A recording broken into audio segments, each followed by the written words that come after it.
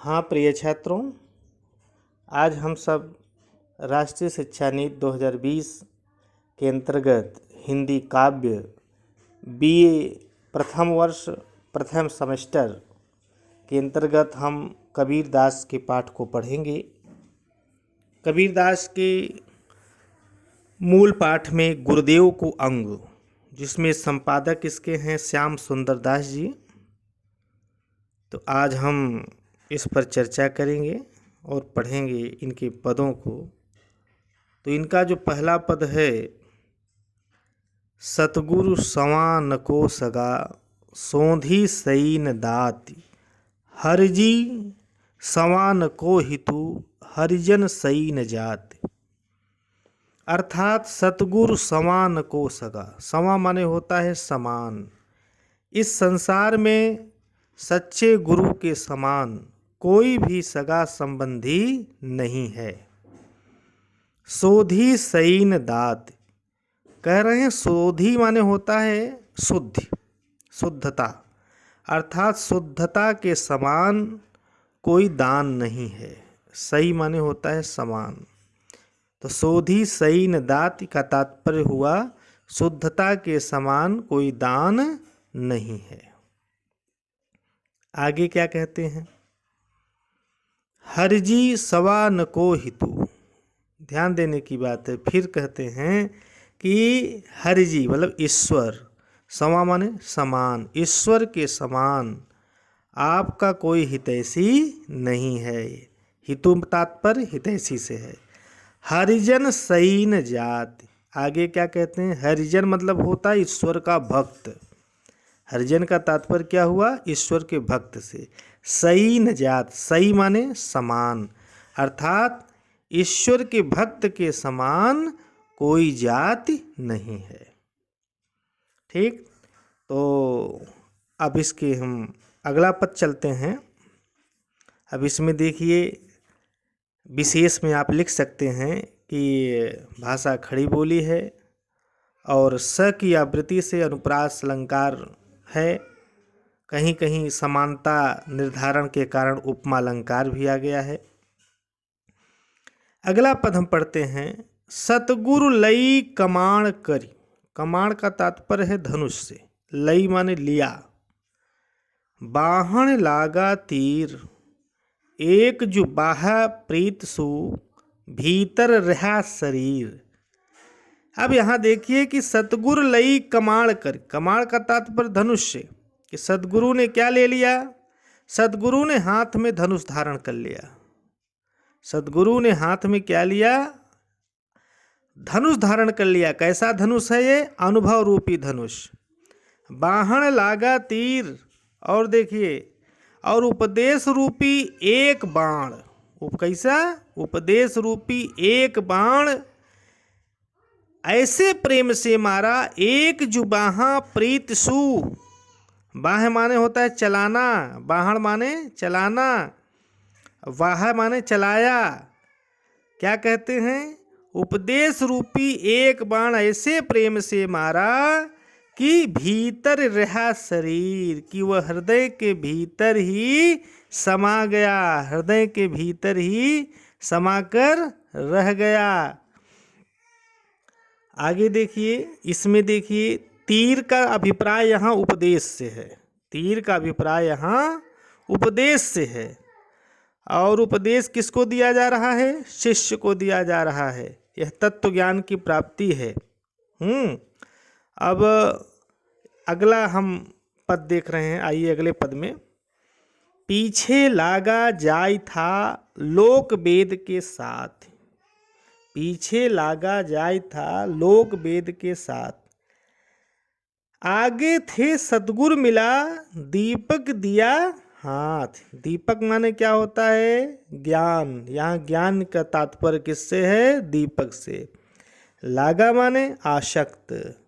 तो यहाँ कबीरदास जी का क्या कह रहे हैं कि पीछे लागा जाय था लोक वेद के साथ, कि संसार में मैं क्या कर रहा था, कि मैं संसार में वेद विहित, अर्थात जो वेद द्वारा मार्ग बताया गया है, ठीक है, अर्थात जो वेद द्वारा हमारे यहाँ बताया गया है पुस्तकी ज्ञान पर विशेष कह रहे हैं, उसका मैं अनुकरण कर रहा था, नकल कर रहा था, अनुकरण करता हुआ जा रहा था, क्योंकि उसी सांसारिक मार्ग पर मैं बढ़ता जा रहा था।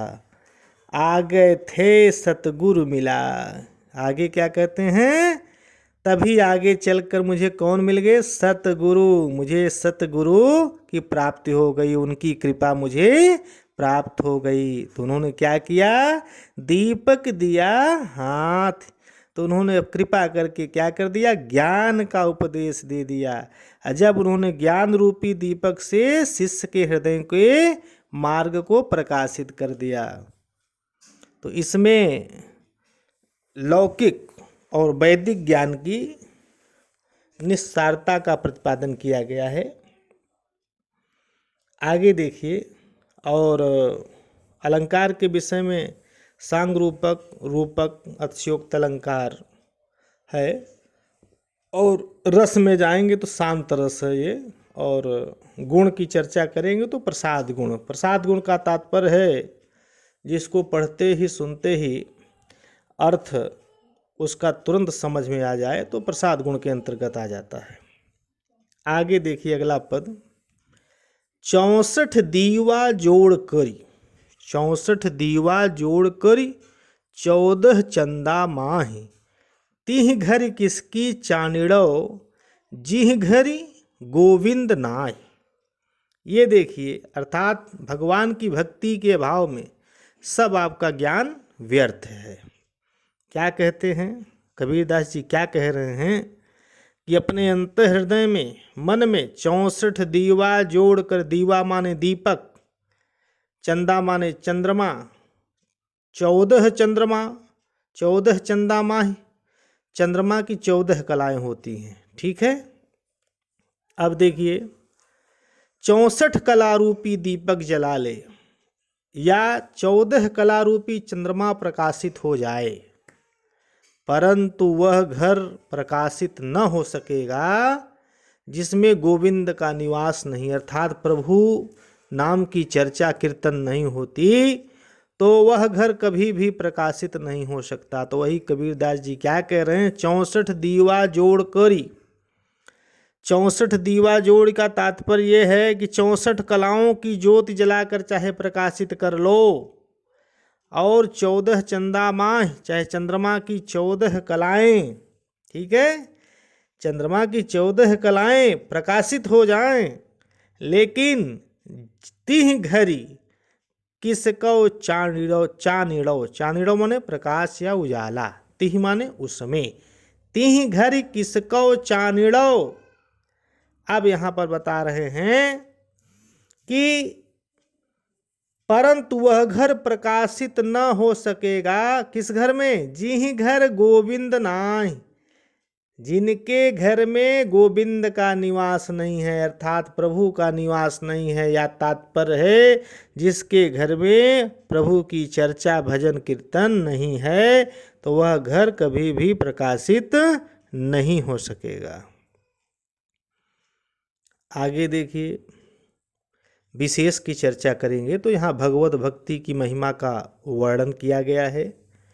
दीवा और चंदा में यहाँ एक प्रतीक विधान है, और अनुप्रास अलंकार 64, 14 चंदा में अनुप्रास अलंकार है।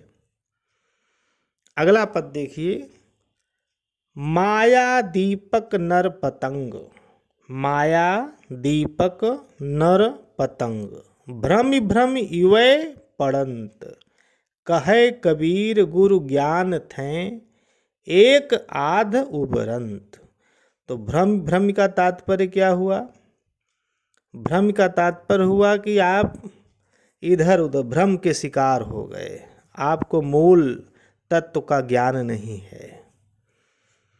इवय माने, इवय का तात्पर्य है कि उसी पर, इवय पड़ंत मतलब इसमें गिरता है, उसमें पड़ता है, आपको कुछ ज्ञान नहीं है। तो माया दीपक, माया दीपक का तात्पर्य है कि माया दीपक की भांति है। माया कैसे है, दीपक की भांति है। माया जो सकल संसार में व्याप्त है वह दीपक अग्नि की तरह है। तो माया क्या है? दीपक की भांति है। और कहते हैं नर कैसे हैं? नर पतंग। नर कैसे हैं? पतंगे की भांति है। नर कैसे है? पतंगे की भांति है। जैसे नर पतंगे की भांति भ्रम का शिकार बनकर माया जाल की अग्नि में स्वयं को समाप्त कर देता है। लेकिन उसी तरीके से व्यक्ति भी क्या हो रहा है? इस माया जाल में पतंगे की भांति अपने को क्या कर रहा है?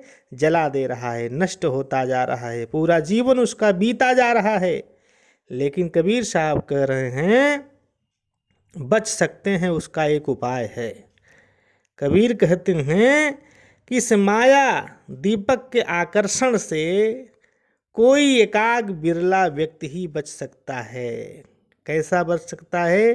कहे कबीर गुर ज्ञान थे एक आध उबरंत। अर्थात आध उबरंत का तात्पर्य क्या है? एक आधा ही माया से उबर पाते हैं, बाकी सब व्यक्ति माया में लिप्त रहते हैं। बेटा है, बेटी है, धन है, दौलत है, रुपया पैसा, सब उसी माया के चक्कर में पड़े हैं। इस माया की अग्नि से कोई बिरला ही बच पाता है। कौन बच पाता है? कहे कबीर गुरु ज्ञान थे। जो अपने गुरु की शरण में होता है वही इस माया से उबर सकता है। ये कबीरदास जी इस ज्ञान और गुरु की कृपा का वर्णन किया है। इसमें भी रूपक अनुप्रास अलंकार है। आगे देखिए अगला पद क्या है? विरह को अंग। अगला पद क्या है? विरह को अंग। एक विरह को अंग का पद देख लीजिए। बांसुरी सुख ना रैण सुख, बांसुरी सुख ना रैण सुख, ना सुख सुपुने माही। कबीर बिछुट्या राम सू, ना सुख धूप न छाह। बांसुरी का तात्पर्य यहाँ दिन से है। बांसुरी का तात्पर्य क्या है? दिन से। रैणी माने होता है रात्रि, सुपने माने स्वप्न होता है। अब देखिए इस दोहा में ये निर्गुण भक्ति परंपरा के प्रमुख संत कबीर ने यह विरह को अंग से लिया है। इस संदर्भ में आप लिख सकते हैं। इस दोहे में वियोगी की दशा का चित्रण किया गया है। कबीरदास जी कहते हैं कि बांसुरी सुख ना रैण सुख, ना सुख सुपने माही। कबीर बिछुट्या राम सू, ना सुख धूप न छाह। कबीर साहब कहते हैं जो लोग राम से विमुख होते हैं, अर्थात परमात्मा से विमुख होते हैं, ईश्वर से विमुख होते हैं, उन्हें न तो दिन में सुख मिलता है और ना ही रात को। ठीक? बासुर माने दिन, रैण माने रात्रि। जो ईश्वर से विमुख होते हैं उन्हें न दिन में सुख मिलता है न रात्रि में सुख मिलता है, क्योंकि राम वियोगियों के लिए तो स्वप्न में भी सुख नहीं।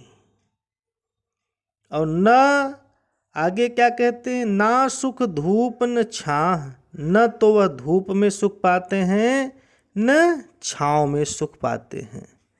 ये है कबीर साहब क्या कहते हैं। फिर से देखिए एक बार कि राम वियोगी अर्थात जो ईश्वर से विमुख है उसे न दिन में सुख मिलता है न रात में सुख मिलता है, क्योंकि सोने के बाद स्वप्न में भी उसे अपने प्रियतम की वियोग व्यथा ही दुखी किए रहती है। चाहे धूप या छाह जो भी हो उसे सुख प्राप्त कहीं भी नहीं होता। आगे क्या कहते हैं? इसी यहाँ पर फिर जीवात्मा परमात्मा के विरह में व्याकुल है। आय न सकौं तुझ पैं, सकून तुझ बुलाई, जियरा यों ही ले होंगे विरह तपाई तपाई।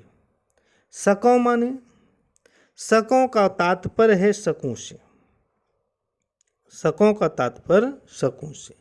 जियरा माने होता है जीव, प्राण, हृदय। लेहुंगे माने लोगे। तपाई माने तपा कर। यहाँ जीवात्मा परमात्मा के विरह में व्याकुल है। जीवात्मा, विरहणी जीवात्मा क्या कह रही है? हे भगवान, आय न सको तुझ पर। कबीरदास जी कह रहे हैं कि जो विरहणी आत्मा है वो कह रही है, हे ईश्वर, हे राम, मैं आपके पास भी नहीं आ सकती है, पहुंच सकती, और न ही तुझ बुलाओ, अर्थात ना ही तुझे अपने पास बुला सकती हूँ, क्योंकि इतना मुझ में सामर्थ्य नहीं है। जियरा यों ही ले होंगे बिरह तपाई तपाई। मुझे ऐसा आभास है, मुझे ऐसा लगता है कि आपके विरह में इसी प्रकार मैं तड़प तड़प कर मेरे प्राण चले जाएंगे। यहाँ पर देखा जाए तो विशेष में रहस्यवाद की व्यंजना हुई है, क्योंकि जीव की असमर्थता की व्यंजना है। साथ ही यह भी व्यंजित है कि जीवात्मा अपनी सीमाओं तथा अपने कलमश के प्रति जागरूक है। तपाई तपाई में अलंकार है पुनरुक्ति प्रकाश। अगला देखिए, फिर भी वियोगिनी की, इस दोहे में भी वियोगी की दशा का चित्रण किया गया है। यह तन जालो मश करो लिखों राम का नाम, लेखन करूं करंक की लिख लिख राम पठाऊं। नाव का तात्पर्य नाम से है, करंक का तात्पर्य अस्थि या हड्डी से है, मश माने होता है राख। तो इस दोहे में भी आत्मा की ब्रह्म विषयक व्याकुलता का वर्णन है। विरहणी कहती है कि यह तन जालो मश करो। उसकी इच्छा है, हार्दिक इच्छा क्या है उसकी, कि शरीर को जलाकर राख कर दूं, शरीर को जलाकर राख कर दूं, लिखूं राम का नाम। और राख करने के बाद क्या करें, उसी को क्या करें, स्याही बनाकर, उसी की स्याही बनाकर अपने शरीर की बची हड्डियों की कलम बनाकर राम नाम लिख लिख कर क्या कर, लेखन करूं करंक की लिख लिख राम पठाऊं। उसी बची हुई हड्डियों की कलम बनाकर राम का नाम लिख लिख कर उस ब्रह्म के समीप भेज कर मैं क्या हो जाऊं, धन्य हो जाऊं। अर्थात जिससे मुझ पर भगवान क्या हो जाएं, प्रसन्न हो जाएं और मुझे क्या दें, दर्शन अपना दे दें। ये वियोग की अंतिम अवस्था है। विशेष में आप लिख सकते हैं कि वियोग की अंतिम अवस्था है।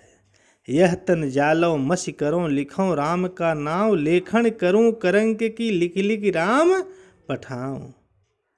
ये उसकी इच्छा है, उस वियोगिनी की इच्छा हो रही है कि मैं अपने शरीर को जलाकर राख कर दूं और उसकी क्या बना लूं, स्याही, और हड्डियों की कलम बना करके राम नाम लिख करके उस ब्रह्म अर्थात राम के पास भेजूं, जिससे हमारे परमात्मा हम पर प्रसन्न हो जाएं और हमें दर्शन अपना दे दें। अगला देखिए, अगला पद क्या है, सब रग तात रबाब तन। सब रग तात रबाब तन, बिरह बजावे नित्य, और न कोई सुन सके के साई के चित्त। रंग का तात्पर्य यहाँ नसें से है, सिराएं से है। तात का तात्पर्य तार से है। रबाब कहते हैं एक तरह का वाद्य यंत्र होता है। सुन सके माने सुन सकना, कैसाई माने या तो ईश्वर, के चित्त माने होता है साधक। तो देखिए, विरहणी के शरीर पर विरह का एक छत्र राज्य हो गया और शरीर रूपी रबाब या वाद्ययंत्र की विरह रूपी कलाकार बजा रहा है। उसी की व्याख्या है कि सब रग तात रबाब तन। कबीर साहब कहते हैं किस शरीर की सारी शिराएं नसें वाद्य यंत्र हैं। क्या हैं? वाद्य यंत्र हैं या रबाब हैं।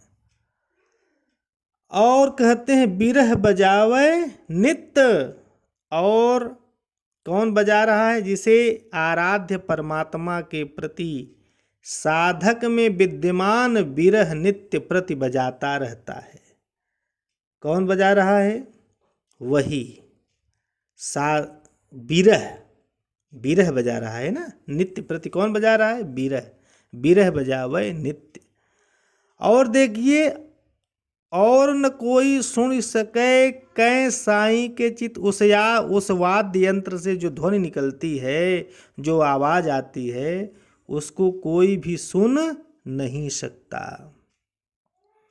क्यों नहीं सुन सकता? क्योंकि कै साई के चित्त उसे या तो परमात्मा सुन पाता है या फिर साधक का चित्त, अन्यथा कोई दूसरा नहीं सुन सकता। क्योंकि या तो उसे प्रियतम ही सुन सकते हैं जो मेरे आराध्य हैं, या मेरे हृदय ही इस प्रेम के अनुभव को महसूस कर सकता है। अर्थात घायल की गति घायल जाने, वही जान सकता है। आराध्य और आराधक ही समझ सकता है। सोई जानहि जेहु देहु जनाई, जानहि तुमई होई जाई। गोस्वामी तुलसीदास जी ने मानस में कहा है कि ईश्वर को जानने वाला, भगवान को खोजने वाला स्वयं ही ईश्वर का रूप हो जाता है। इसलिए आराध्य और आराधक में एक समय कोई विशेष अंतर नहीं रह जाता। अगला पद देखिए, लास्ट है, अंतिम। नैना अंतर आचरू, नैना अंतर आचरू, निस्दिन निरसों तोहि। कब हरि दर्शन देहुगे, सो दिन आवे मोहि। ध्यान दीजिए, अंतर माने होता है भीतर। आचरू का तात्पर्य है बसा लूं। आचरू का तात्पर्य बसा लूं। निरसों तो ही माने आपके दर्शन करूं। सो दिन माने वह दिन, आवे मोह माने वह दिन मुझे। अब यहाँ पर देखिए, इस दोहे में जो है आत्मा की मिलन उत्कंठा का वर्णन किया गया है। जीव ब्रह्म से कहता है, क्या कहता है? नैना अंतर आचरू, आचरू माने बसा लूं, कि हे ईश्वर वह दिन कब आएगा जब आप मुझे अपना दर्शन दे करके धन्य करेंगे, कृतार्थ करेंगे।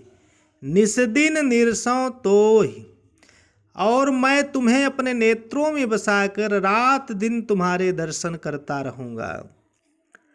कब हरि दर्शन देहुंगे, सो दिन आवे मोह। यहाँ कह रहे हैं कि वह दिन कब होगा जब संसार से अज्ञान के मुक्त जीव ईश्वर का साक्षात्कार करता रहेगा। अर्थात ऐसा वह दिन कब होगा जब रात दिन मैं तुम्हारा दर्शन करता रहूँगा। ये विरह की उत्कंठा है। आत्मा यहाँ विरहणी स्त्री के रूप में है। आगे देखिए, इसमें आप विशेष में लिख सकते हैं। अब शेष कबीर का आपका समाप्त हो गया। अगले चैप्टर में हम अगले कवि को पढ़ेंगे। ठीक, धन्यवाद।